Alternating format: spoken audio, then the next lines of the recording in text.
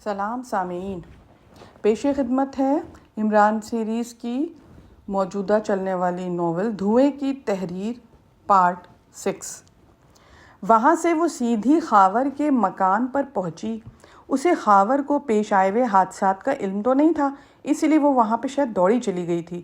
اس کی طرف رخ کرنے کی وجہ یہ تھی کہ خاور اپنا زیادہ تر وقت تو گھر پہ ہی گزارتا تھا۔ خاور نے جولیانا فٹز واٹر کو حیرت سے دیکھا، کیونکہ اس نے آج تک اسے اس حال میں نہیں دیکھا تھا۔ اس کے بال پریشان تھے، غازہ بھی اڑا اڑا سا تھا۔ شاید اس نے بے خیالی میں اپنے ہونٹ بھی مسلے تھے کہ سرخی بھی پھیلی ہوئی تھی۔ خیریت؟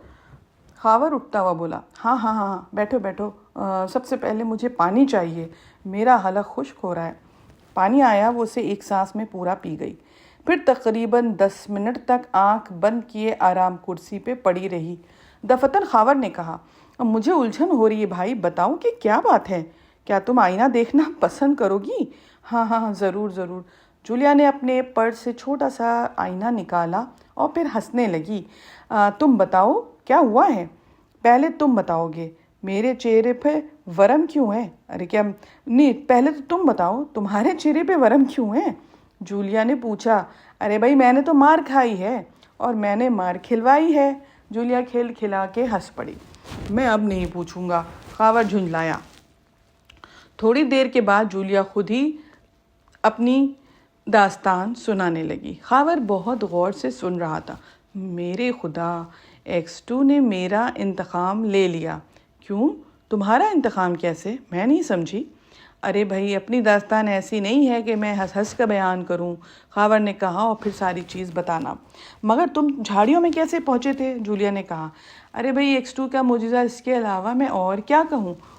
اس نے ابھی مجھے کچھ دیر پہلے فون کیا تھا۔ 2-3 آدمی تو فرار ہو گئے تھے، اسے پوری فیکٹری میں صرف میں ہی ملا تھا، وہ بھی کس حال میں؟ بے ہوش پڑا تھا میں۔ مجھے تو حیرت ہے کہ بھائی کیا معاملہ کیا ہے، کیا تم کچھ سمجھتے ہو؟ نہیں بھائی، مجھے تو کچھ سمجھ نہیں آتا، لیکن ایک بات ہے، حقیقتاً یہ کہنا پڑے گا کہ X2 کوئی آدمی نہیں ہے، بھوت ہے۔ لیکن اگر تم آج تھوڑی ہمت کرتی تو اسے دیکھ سکتی تھی بھائی۔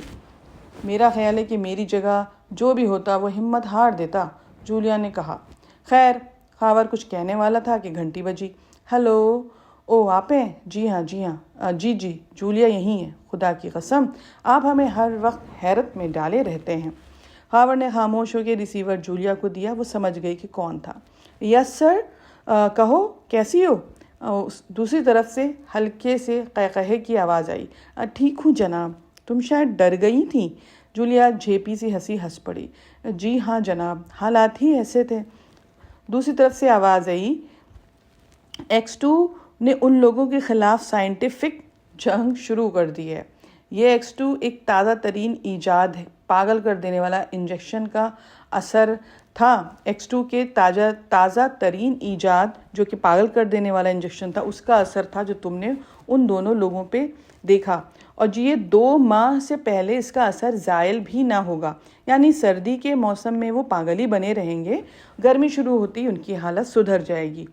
تم پوچھو گی میں نے ایسا کیوں کیا؟ وجہ تھی، بتا رہا ہوں کہ تم لوگ محتاط رہو۔ میں نہیں چاہتا کہ اس اسٹیج پر پولیس تم لوگوں کی طرف متوجہ ہو۔ ٹھیک ہے جناب، میں سمجھتی ہوں۔ ٹھیک ہے، اب تم آرام کرو۔ X2 نے سلسلہ کاٹ دیا، لیکن جولیا تھوڑی دیر تک ریسیور کان سے لگائے رہی تھی۔ دسمبر کی آخری تاریخوں کی ایک سرد رات تھی۔ تاروں کا غبار نیلگوں وسطوں میں بکھرا ہوا تھا۔ دفتن مغربی افق میں ایک سرخ رنگ کے چمکدار بادل کا ایک ٹکڑا نظر آیا۔ وہ بڑی تیزی سے پرواز کر رہا تھا، لیکن ساتھ ہی ساتھ اس کا حجم بھی کم ہوتا جا رہا تھا۔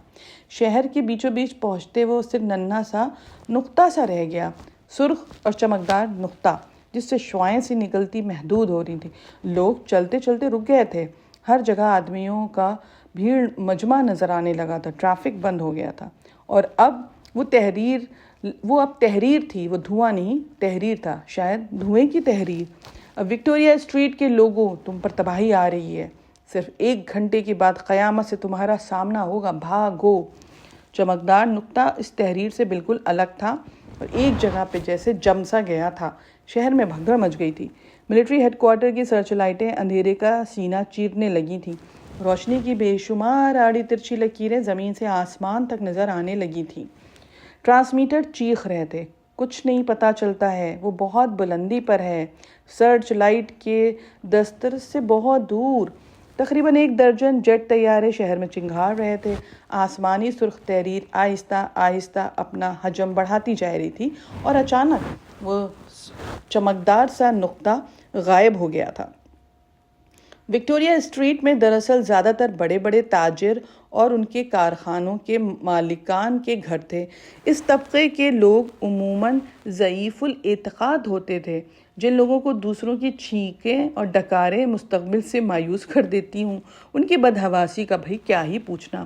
جو ذرا ہی سی دیر میں شگون اور ساعت کے چکر میں پڑ جاتے ہیں، ان کے لیے یہ کھلا ہوا آسمانی اعلان قریب قرب قیامت کی دلیل تھا۔ ٹھیک 1 گھنٹے بعد وہی سرخ نقطہ پھر آسمان پہ آیا۔ ابھی وکٹوریہ اسٹریٹ میں افراتفری مچی ہوئی تھی۔ وہ فقط وکٹوریہ اسٹریٹ پہ ہی جیسے سوار ہو گیا تھا۔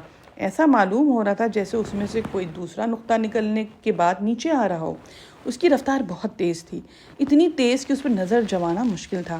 لیکن اب وہ کوئی نقطہ نہیں تھا، بلکہ ایک سرخ رنگ کا بڑا سا غبارہ معلوم ہونے لگا تھا۔ اچانک وہ 4 منزلہ عمارت کی چھت سے ٹکرایا اور پھٹ گیا۔ عمارت بدبودار سے دھوئیں میں چھپ گئی تھی اور یہ دھواں پھیلنے لگا تھا۔